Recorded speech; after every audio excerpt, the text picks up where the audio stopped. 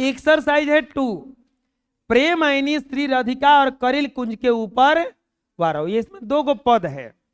चलिए सबसे पहले इसका देखते हैं हम लोग व्याख्या फिर से। प्रेम आईनी स्त्री राधिका, प्रेम वरन नंदनंद, प्रेम वाटिका के 2 माली मालिन द्वंद।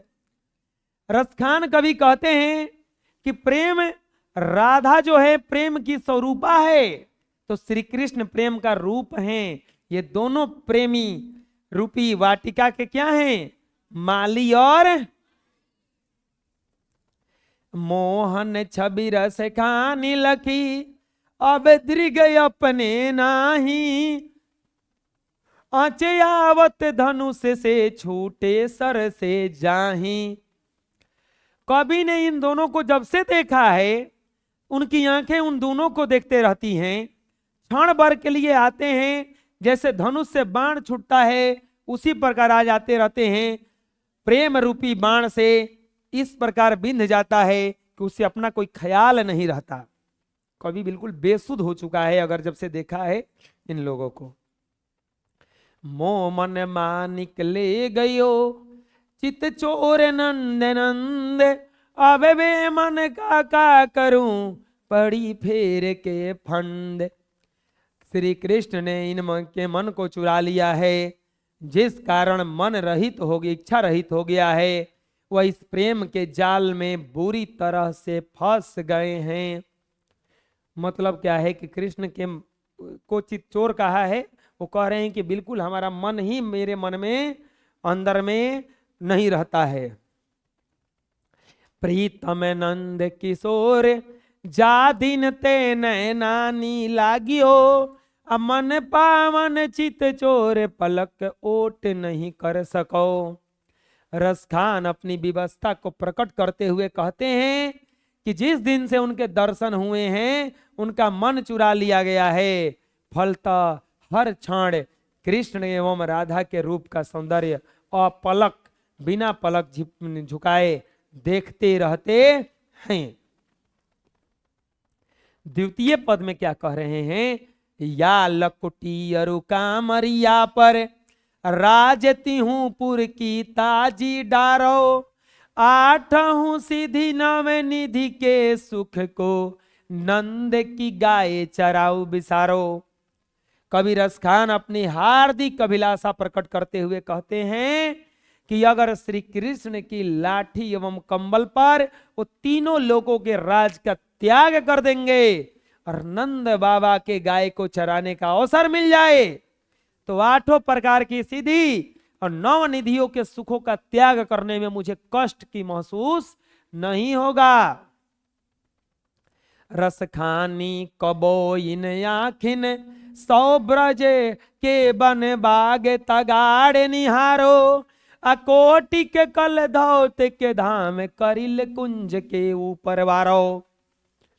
कवि का कहना है कि जब ब्रज के बनों, निकुंजों, तालाबों, करिल के सघन कुंजों को अपनी आंखों से देखा हूं, तब से यही इच्छा होती है कि ऐसे मनोहर निकुंजों के समक्ष करोड़ों सुनहरे महल तुच्छ प्रतीत होते हैं। अर्थात मूल्यवान महलों को छोड़कर जहां कृष्ण रस लीला करते थे वहीं निवास करें। कृष्ण के वो जहां रहते हैं, कृष्ण जहां रसलीला करते थे वहीं निवास करने का उनका मन है। अब आता है पाठ के प्रश्न और उसके उत्तर।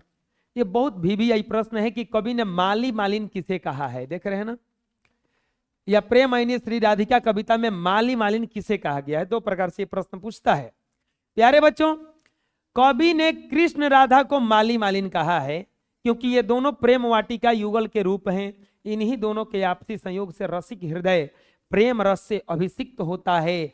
जैसे माली मालिन के संयोग से वाटिका शोभा पाती है, वैसे ही प्रेम स्वरूप राधा एवं कृष्ण के युगल रूप से कवि का प्रेम क्या होता है? पुष्ट होता है। कवि कह रहे हैं कि जैसे माली मालिन जो होते हैं वो पूरा बगीचा को सही करके रखते हैं, शोभा बना के रखते हैं, उसी प्रकार प्रेम को शोभा बनाने वाले कृष्ण और राधा हैं और इन्हीं को माली मालिन कहा है। कृष्ण को चोर क्यों कहा गया है? इनको हर कोई चोरी कहता है। कोई माखन चोर तो कोई चित चोर, यही कहता है। कवि ने कृष्ण को चोर इसलिए कहा है क्योंकि जिस प्रकार कोई चोर वस्तु चुरा कर ले जाता है तो वस्तु वाला उस वस्तु से क्या हो जाता है, वंचित हो जाता है, उस वस्तु को उसके पास रह नहीं पाता है। उसी प्रकार कृष्ण का अलौकिक सौंदर्य कवि के मन को क्या कर लिया है, चुरा लिया है। फलस्वरूप कवि का मन उसके अधीन नहीं रहता, वह कृष्ण के सौंदर्य में इतना आसक्त है कि वह बेमन हो गया है और उसे कृष्ण के अलावा कुछ दिखाई नहीं देता। वह कृष्ण के प्रेम रस में पूर्णतः डूब गया है। अतः इससे कवि का कृष्ण के प्रति अनन्य भक्ति प्रकट होती है। इस बात से क्या पता चलता है, वो कृष्ण के प्रति अनन्य भक्ति, बहुत ही गहरा भक्ति करते हैं। सवैये में कवि की कैसी आकांक्षाएं प्रकट होती है, भावार्थ अर्थात बताते हुए स्पष्ट करें। अर्थात रसखान ने सवैये में का भावार्थ अपने शब्दों में लिखे। सवैया दूसरा जो था ना, या लकोटी यारो कमरिया पर, वही। तो प्रस्तुत सवैये में कृष्ण ब्रज के प्रति समूढ़ समर्पण पर उत्पन्न होता है, प्रकट होता है। कवि की आकांक्षा है कि वह संसार के सभी सुख का त्याग कर सकता है, लेकिन कृष्ण तथा ब्रज का त्याग क्या है, असंभव है। कवि रसखान कृष्ण प्रेम में इतना रम गए थे कि उन्हें सुख अच्छा नहीं लगता। अपनी इच्छा प्रकट करते हुए कवि कहता है कि यदि उसे कृष्ण की लाठी और कंबल मिल जाए तो तीनों लोगों के राज सुख को हंसते हुए त्याग कर देगा, क्योंकि इसी बहाने कृष्ण का स्पर्श का सुख मिल जाएगा। इसी प्रकार कवि 8 निधियों 9 निधियों के दुर्लभ सुख को नंद की गाय चिराते हुए विसार देने की इच्छा जाहिर करता है। इतना ही नहीं, सोने के चमचमाती महल में रहने की अपेक्षा वो वृंदावन के निकुंजों में रहना बेहतर मानता है। अतः इस सवैये में कवि के कृष्ण एवं ब्रज के प्रति अनन्य प्रेम प्रकट करते हुए स्पष्ट किया है कि उसे कृष्ण की हर वस्तु में आनंद का अनुभव होता है।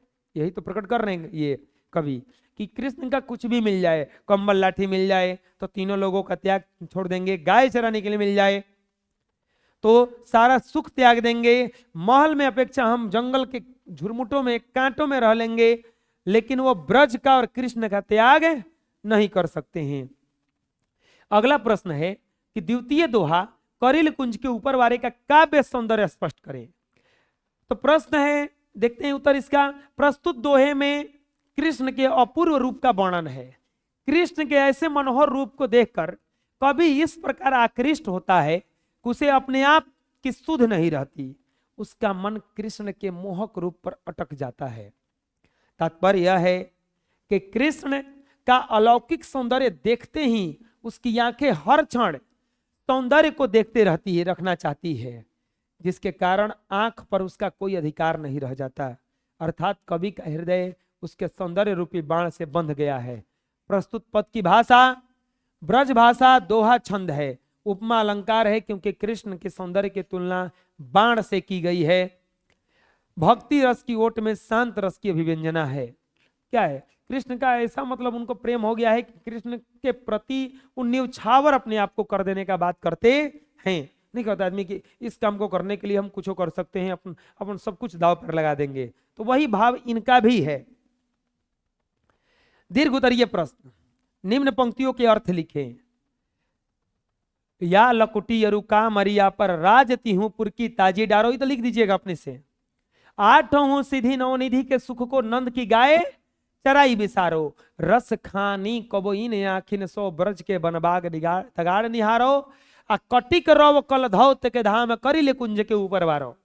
पहला में क्या कर रहे हैं कि यदि उनके कृष्ण का लाठी और प्रस्तुत पंक्ति हमारी पाठ्य पुस्तक गोदली बहा के पड़दू के करिल कुंज के ऊपर वारो कविता से ली गई है। इसके रचयिता कौन है? रसखान है। इसमें कवि की अभिलाषा प्रकट करते हुए कहते हैं कि अगर उन्हें कृष्ण की लाठी और कंबल मिल जाए तो तीनों लोग का त्याग करेंगे, और 8 सीधी 9 निधि का सुख को कब त्याग कर देंगे? यदि उनको नंद का गाय चराने के लिए मिल जाए। और महलुक में अच्छे अच्छे घरों में रहना का त्याग कर देंगे कब? अगर उन्हें इस ब्रज के बनबाग में रहने का मौका मिल जाए तब।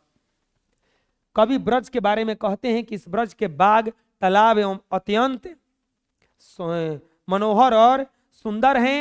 आंखों से इसकी शोभा देखते ही बनती है, बहुत अच्छी लगती है। ब्रज के बनों के ऊपर अति रमणीय सुशोभित मनोहारी इंद्रलोक को भी त्याग देने की इच्छा जगती है। आंखें ब्रज की शोभता देखते नहीं थकती, एक टक निहारने का मन करता है। वे ब्रज भूमि के प्रति अपनी आस्था प्रकट करते हुए कहते हैं कि श्री कृष्ण वृंदावन में अपने सखाओं के साथ क्रीड़ा करते थे, वह सोने के चमचमाते महल से भी बेहतर है।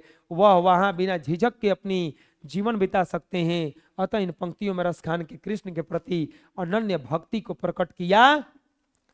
ऐसा एक भक्ति कह सकता है ना कि आपके लिए हम सब कुछ अपना त्याग कर देंगे। सप्रसंग व्याख्या करें। रस खानी कबो इन आखिन, सौ ब्रज के बन बाग तगाड़ निहारो। क्या कहना चाहते हैं इसमें?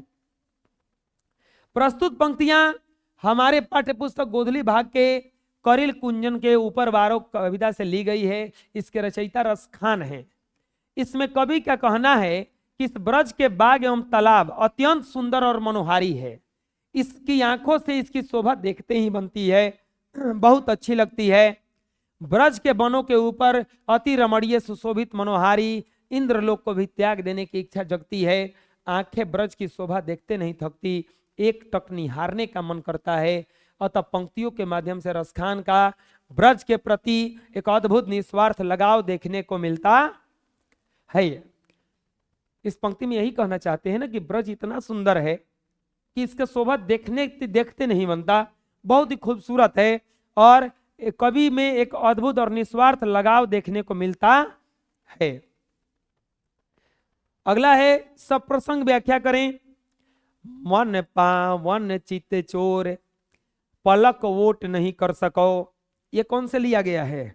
पहला वाला से ना, पहला से प्रेमयनी श्री राधिका से लिया गया है। इसे प्रस्तुत पंक्ति हमारे पाठ्य पुस्तक गोधली भाग 2 के प्रेमयनी श्री राधिका कविता से ली गई है। इसके रचयिता कौन है? रसखान है। इस पंक्तियों में कवि ने कृष्ण के मनोहर छवि के प्रति अपने हृदय के रीझ को प्रकट किया है। इसमें क्या कह रहे हैं कि जब से उन्होंने कृष्ण को देखा है तब से उनका दिल जो है, हृदय जो है कृष्ण के पास चला गया है। यानी कि चित्तचोर करके बोलते हैं कि चुरा लिया है। अब इस बेमन का क्या कर सकूं, उनका नजर उनसे हटता नहीं है। प्रस्तुत पंक्तियों के माध्यम से कवि कहते हैं कि जिस दिन से उन्हें कृष्ण ने कवि ने देखा है, उनका दिल नंद किशोर से लग गया है, उन्हें छोड़कर कहीं नहीं भटकता। कृष्ण को अपनी प्रीतम बताते हुए कहते हैं कि मन को पवित्र करने वाले कृष्ण को देखने से जी नहीं भरता, उसे अंदर की कामना समाप्त नहीं होती। कहने का अर्थ यह है कि जब से कवि ने कृष्ण को देखा है तब से उनका मन बस में नहीं है रहता और उनसे नजर भी नहीं हटती, और हटती भी है तो अनायास पुनः देखने के लिए विवश हो जाती है। कवि ने उनकी मोहनी मूरत देखते रहने की आकांक्षा व्यक्त की है। मतलब नजर हटाते भी हैं, फिर बोलते हैं ना फिर एक बार देख लेते हैं, वैसा उनसे लगाव हो गया है।